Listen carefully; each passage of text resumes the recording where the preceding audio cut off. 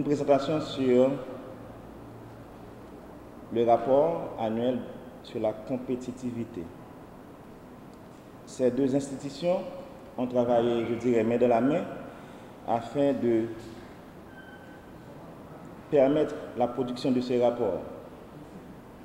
C'est un rapport qui concerne le monde, donc ça concerne 140 pays. Et en quoi est-ce que l'Université Quisqueya a contribué, et le groupe Croissance, bien sûr, c'est parce que quelque part, à Quisqueya, il y a un cours animé par les professeurs Kessner Farel et Edir Emile. Donc les étudiants de ce cours ont largement contribué en ce qui concerne l'enquête qui a été menée pour alimenter des indicateurs qui sont analysés, présentés dans ce rapport. Donc ce rapport est publié par le Forum économique mondial et c'est un rapport récent puisque c'est sorti le mercredi 17 octobre 2018. Dès qu'il s'agit de rapports à portée mondiale qui concernent plusieurs pays, tous les continents, la question qui se pose et qui d'ailleurs s'impose, c'est quelle est la place d'Haïti. Bon, dans toute situation, ça y est, soit compté à rebours, dans l'ordre décroissant, il est possible pour citer Haïti rapide. Mais si vous allez dans l'ordre croissant, ça prend un petit temps. C'est déjà connu, c'est public. Donc sur les 140 pays, Haïti occupe la 138e place. Juste avant deux pays, le Yémen, 139e, et Tchad, 140e. La compétitivité, ce n'est pas simplement l'affaire économique.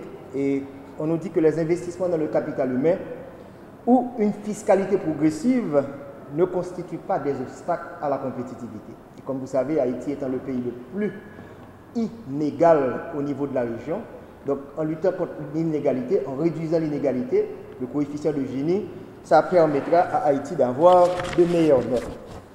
Dois-je préciser dans la méthodologie également que 140 pays ont été consultés, Haïti en fait partie, ça représente 99% du PIB mondial.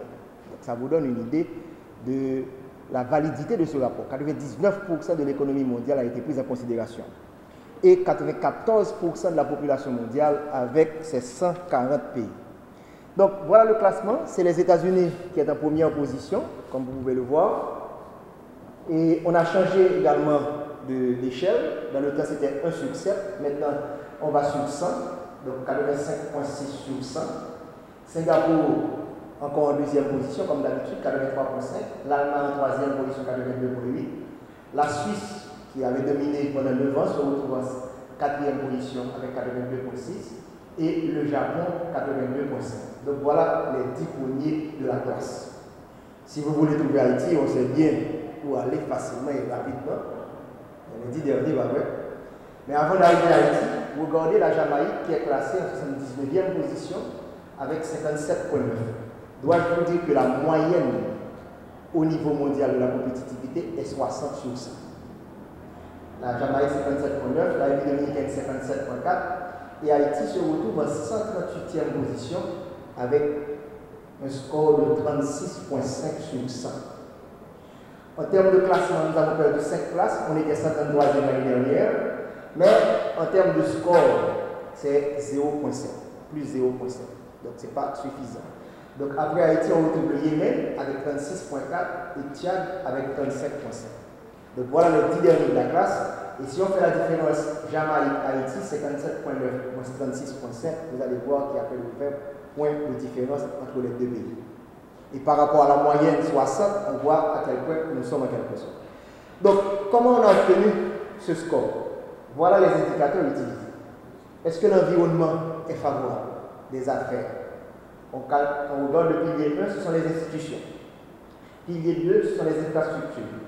Pilier 3, l'adoption des technologies de l'information et de la communication. Pilier 4, stabilité macroéconomique.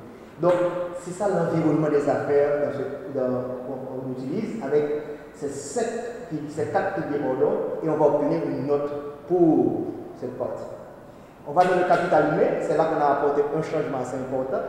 Il y a le pilier 5 qui est la santé, et il y a le pilier 6 qui est les compétences. Donc on voit l'éducation et la santé, ce qu'on appelle le capital humain, qui est fondamental dans le calcul de l'indice de compétitivité mondiale.